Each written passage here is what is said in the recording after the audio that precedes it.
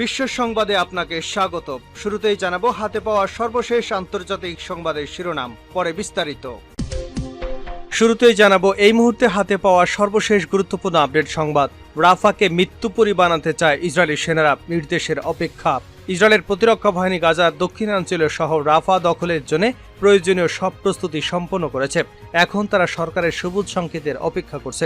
প্রধানমন্ত্রী বেনিয়ামিন নেতানিয়াহুর অনুমোদন পেলেই অভিযান শুরু করা হবে। এবারে জানাবো ইরান নিয়ে মার্কিন হুঁশিয়ারি পাকিস্তানকে। ইরানের সাথে বাণিজ্যিক চুক্তির পথে হাঁটলে নিষেধাজ্ঞার মুখে পড়ার ঝুঁকির কথাও মাথায় রাখতে হবে। ইরানের প্রেসিডেন্ট ইব্রাহিম রাইসি ইসলামাবাদ সফরের পরে ঠিক এভাবেই যুক্তরাষ্ট্র হুঁশিয়ারি দিল পাকিস্তানকে। জানাবো গণগ্রেপ্তারেও মার্কিন বিশ্ববিদ্যালয়গুলোতে ইসরায়েল বিরোধী বিক্ষোভ জোরদার। গাজা উপত্যকায় ইসরায়েলের বেসামরিক অভিযানের প্রতিবাদে উত্তাল হয়ে উঠেছে যুক্তরাষ্ট্রের বিশ্ববিদ্যালয়গুলো। এসব বিক্ষোভের পর অনেক শিক্ষার্থীকে ধরপাকড় করার পরও আরও জোরদার হয়েছে ফিলিস্তিনপন্থী এই আন্দোলন। যত দিন যাচ্ছে বিক্ষোভ ততই ছড়িয়ে পড়ছে। নতুন নতুন ক্যাম্পাসে তাঁবু গেড়েছেন বিক্ষোভকারীরা। এবারে থাকছে ইরানের স্বরাষ্ট্রমন্ত্রীকে গ্রেপ্তার করতে চায় আর্জেন্টিনা। ইরান ইসরায়েল উত্তেজনা কিছুটা শান্তভাব বিরাজ করছে, কিন্তু এ সময় বসে নেই পশ্চিমা শক্তি। ইরানের বিরুদ্ধে নিষেধাজ্ঞা সহ নানাভাবে দেশটিকে কবজা করতে চাইছে। এবার খবর এলো ইরানের এক প্রভাবশালী নেতাকে গ্রেপ্তারের উদ্যোগ নিতে আন্তর্জাতিক শক্তিকে আহ্বান জানানো হয়েছে। জানিয়ে দেব মানবাধিকার ইস্যুতে যুক্তরাষ্ট্রের বিরুদ্ধে দ্বিমুখী নীতির অভিযোগ তুলে তুরস্ক জানিয়েছে। এক বিবৃতিতে তুরস্কের পররাষ্ট্র মন্ত্রণালয় গাজায় চলমান নৃশংস হামলার চিত্র মার্কিন প্রতিবেদনে উঠে না আসায় উদ্বেগ প্রকাশ করেছে। এবং সর্বশেষ জানাবো আন্তর্জাতিক সংবাদ। এবার পদত্যাগের চিন্তা স্প্যানিশ প্রধানমন্ত্রীর। ইসরায়েলের বিরুদ্ধে ঘুষ দুর্নীতির অভিযোগে তদন্ত শুরু হওয়ায় পদত্যাগ করতে পারেন স্পেনের প্রধানমন্ত্রী পেদ্রো সানচেজ। এমন পরিস্থিতিতে সরকার প্রধান হিসেবে দায়িত্ব পালন চালিয়ে যাওয়া উচিত হবে কিনা সে বিষয়ে খুব শিগগিরই সিদ্ধান্ত নেবেন তিনি। এতক্ষণ শিরোনাম শুনছিলেন, এবার বিস্তারিত। প্রিয় দর্শক, আপনি যদি এই চ্যানেলে নতুন হয়ে থাকেন, ভিডিওটি দেখতে দেখতে চ্যানেলটি সাবস্ক্রাইব করে আমাদের সঙ্গেই থাকুন। আর এই ভিডিও সম্পর্কে আপনি আপনার মূল্যবান মতামতটি কমেন্ট বক্সে জানিয়ে দিন। আর হ্যাঁ প্রিয় দর্শক, জানিয়ে দিন ভিডিওটি কোথা থেকে দেখছেন। রাফাকে মৃত্যুপুরী বানাতে চায় ইসরায়েলি সেনারা, নির্দেশের অপেক্ষা। ইসরায়েলের প্রতিরক্ষা বাহিনী গাজার দক্ষিণাঞ্চলীয় শহর রাফা দখলের জন্য প্রয়োজনীয় সব প্রস্তুতি সম্পন্ন করেছে। এখন তারা সরকারের সবুজ সংকেতের অপেক্ষা করছে। প্রধানমন্ত্রী বেঞ্জামিন নেতানিয়াহুর অনুমোদন পেলেই অভিযান শুরু করা হবে। বুধবার ইসরায়েলের একজন সিনিয়র প্রতিরক্ষা কর্মকর্তার বরাতে এ তথ্য জানায় দ্য টাইমস অফ ইসরায়েল। নাম প্রকাশে ওই কর্মকর্তা জানান, হামাসের শেষ ঘাঁটি রাফা, সেখান থেকে ফিলিস্তিনি বেসামরিক নাগরিকদের সরিয়ে হামাসের ঘাঁটি আক্রমণ করার জন্য সর্বাত্মক প্রস্তুত রয়েছে। প্রধানমন্ত্রী বেনিয়ামিন নেতানিয়াহু সরকারের একজন মুখপাত্র রয়টার্সকে বলেছেন, ইসরায়েল একটি স্থল অভিযানের পথে এগিয়ে যাচ্ছে। তবে কখন এই হামলা শুরু করা হবে সে ব্যাপারে কোনো সময়সীমা উল্লেখ করেনি ইসরায়েলি কর্মকর্তারা। ইসরায়েলের প্রতিরক্ষা বাহিনী বুধবার বলেছে তারা গাজা উপত্যকায় অভিযানের জন্য 2টি রিজার্ভ ব্রিগেড মোতায়েন করার জন্য প্রস্তুত। কারণ সামরিক বাহিনী দক্ষিণ গাজা রাফা শহরে সর্বাত্মক আক্রমণের পরিকল্পনা নিয়ে এগোচ্ছে। হামাসকে সন্ত্রাসী গোষ্ঠী উল্লেখ করে তাদের উৎখাতে লড়াই চলবে বলে জানানো হয়েছে। গত বছরের 7 অক্টোবর ফিলিস্তিনি গোষ্ঠী হামাস ইসরায়েলের অভ্যন্তরে হামলা করে। এতে 1200-এরও বেশি ইসরায়েলি নিহত হয়। হামাস যোদ্ধারা ধরে নিয়ে যায় কয়েকশো ইসরায়েলিকে। এরপর থেকে ইসরায়েল গাজা উপত্যকা নৃশংস আক্রমণ শুরু করে। সর্বাত্মক সামরিক অভিযানে তেল আবিব কোনো মানবিক নিয়ম মানছে না। নির্বিচারে নারী ও শিশুসহ বেসামরিক ফিলিস্তিনিদের নিহত করা হচ্ছে। এ পর্যন্ত 34,000-এরও বেশি ফিলিস্তিনি নিহত হয়েছে। আহত হয়েছে 77,000-এরও অধিক, যাদের বেশিরভাগই নারী ও শিশু। বাস্তুচ্যুত ফিলিস্তিনিরা রাফা সহ আশপাশের কয়েকটি শহরে আশ্রয় নিয়েছে। এখন সেখান থেকে শরণার্থীদের সরিয়ে হামলার প্রস্তুতি নিচ্ছে ইসরায়েল। তারা বলেছে, সাধারণ মানুষের আস্থাস্থলের আড়ালে হামাস যোদ্ধারা রাফায় সংঘবদ্ধ হয়েছে, যা ইসরায়েলের নিরাপত্তার জন্য হুমকি স্বরূপ। এ পরিস্থিতিতে রাফায় হামলা না করতে বিভিন্ন দেশ এবং সংস্থা ইসরায়েলকে অনুরোধ করেছে। ফ্রান্সের প্রেসিডেন্ট ইমানুয়েল ম্যাক্রো ইসরায়েলের প্রধানমন্ত্রী বেনিয়ামিন নেতানিয়াহুকে দক্ষিণ গাজা রাফায় হামলা থেকে বিরত থাকতে বলেছে। তিনি সতর্ক করে বলেন, রাফায় যে কোনো সামরিক আক্রমণ চলমান খারাপ অবস্থাকে আরও শোচনীয় করবে। এর আগেও রাফায় সামরিক অভিযানের জন্য রাফা থেকে জোরপূর্বক গাজাবাসীকে স্থানান্তর যুদ্ধ অপরাধের সামিল হবে বলে মন্তব্য করেছিলেন ফ্রান্সের প্রেসিডেন্ট ইমানুয়েল ম্যাক্রো। এছাড়া ফিলিস্তিনের অবরুদ্ধ গাজা উপত্যকায় হামলা চালালে ইসরায়েল বিশ্ব থেকে আরও বিচ্ছিন্ন হয়ে পড়বে বলে সতর্ক করে বলেছে মার্কিন পররাষ্ট্রমন্ত্রী অ্যান্টনি ব্লিংকেন। 22 মার্চ ইসরায়েলি প্রধানমন্ত্রী বেনিয়ামিন নেতানিয়াহুকে সতর্ক করেন তিনি, কিন্তু এসব সতর্কবার্তার পরও ইসরায়েল তার অবস্থানে অনড়। ইরান নিয়ে মার্কিন হুঁশিয়ারি পাকিস্তানকে। ইরানের সাথে বাণিজ্যিক চুক্তির পথে হাঁটলে নিষেধাজ্ঞার মুখে পড়ার ঝুঁকির কথাও মাথায় রাখতে হবে।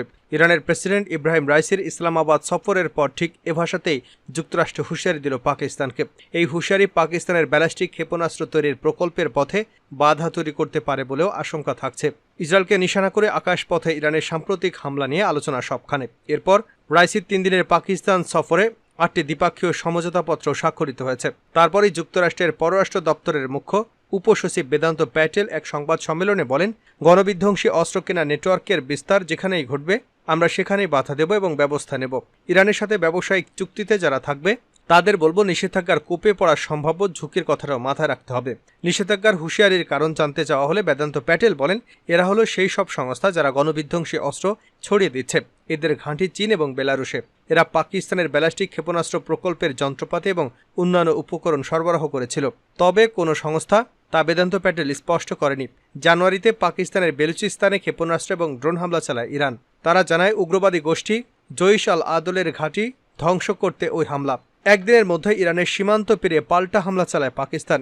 সেই আবহে শাহবাজ শরীফের নতুন সরকার গঠনের পরে আচমকাই ইরানের প্রেসিডেন্ট সস্ত্রীক সফর করলেন পাকিস্তান। যৌথ সংবাদ সম্মেলনে শাহবাজ কাশ্মীর প্রসঙ্গ টানতে চাইলেও সাড়া দেয়নি রাইসি। তবে দুদেশই জানিয়েছে বেশ কিছু বিষয় সমন্বয় বাড়ানোর সিদ্ধান্ত নেওয়া হয়েছে।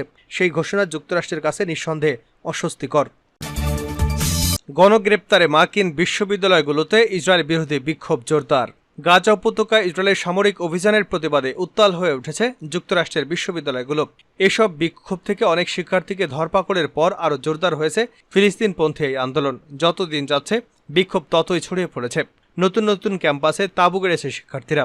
গত শুক্রবার থেকে এখন পর্যন্ত শিক্ষার্থীসহ কয়েকশো বিক্ষোভকারীকে আটক করেছে পুলিশ। তাদের মধ্যে Columbia, Yale, southern California, New York ইউনিভার্সিটির মতো বিভিন্ন ঐতিহ্যবাহী শিক্ষা প্রতিষ্ঠানের শিক্ষার্থীরা রয়েছে। বৃহস্পতিবার আল জাজিরার এক প্রতিবেদনে বলা হয়েছে, সাউদার্ন ক্যালিফোর্নিয়া ইউনিভার্সিটি থেকে 94 জন আন্দোলনকারীকে গ্রেপ্তার করা হয়েছে। LAPD ক্যাপ্টেন ক্যালিমনিস বলেছেন, এর মধ্যে 93 জনকে আইন ভঙ্গের অভিযোগে গ্রেপ্তার করা হয়। অন্য একজনকে প্রাণঘাতী অস্ত্র দিয়ে হামলার অভিযোগে গ্রেপ্তার করা হয়েছে। গত দশকের 60-এর দশক থেকে নানা অধিকার আদায়ের আন্দোলনে সরব হতে দেখা যায় ইউনিভার্সিটি ক্যালিফোর্নিয়া বার্কলেন শিক্ষার্থীদের। এখানকার শিক্ষার্থীরাও গাজায় ইসরায়েলের নির্বিচার হামলার বিরুদ্ধে বিক্ষোভে নেমেছেন। বিশ্ববিদ্যালয় ক্যাম্পাসে তাঁবু গেড়ে বিক্ষোভ করেছেন তারা। ক্যাম্পাসে ইসরায়েল বিরোধী বিক্ষোভের কারণে ক্যালিফোর্নিয়া পলিটেকনিক্যাল হামবোল্ড বন্ধ ঘোষণা করেছে কর্তৃপক্ষ। কর্তৃপক্ষের অনুরোধের পর ইউনিভার্সিটি অব সিনেসোটার সেন্ট পল ক্যাম্পাস থেকে বিক্ষোভকারীদের সরিয়ে দিয়েছে পুলিশ। যুক্তরাষ্ট্রের কলম্বিয়া বিশ্ববিদ্যালয়ের ম্যানহাটন ক্যাম্পাসের মূল চত্বরে কয়েকদিন ধরে বিক্ষোভকারীরা জড়ো হচ্ছেন। সেখানে তারা সবুজ ভূমির উপর তাঁবু স্থাপন করে গাজায় ইসরায়েলি সামরিক অভিযানের বিরুদ্ধে প্রতিবাদ জানাচ্ছেন। যুক্তরাষ্ট্রের বিরুদ্ধে দ্বিমুখী নীতির অভিযোগ তুরস্কের।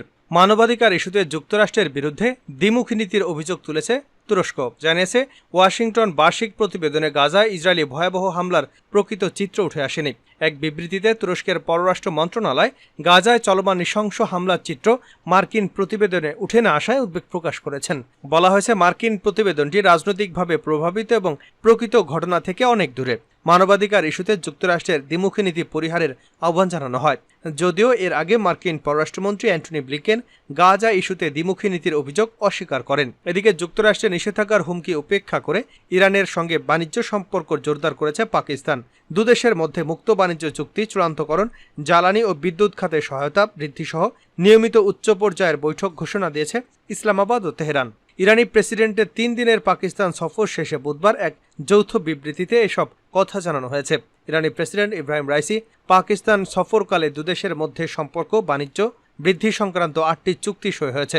তবে ইরানের সঙ্গে পাকিস্তানের এমন উষ্ণ সম্পর্ক ভালোভাবে নিচ্ছে না যুক্তরাষ্ট্র।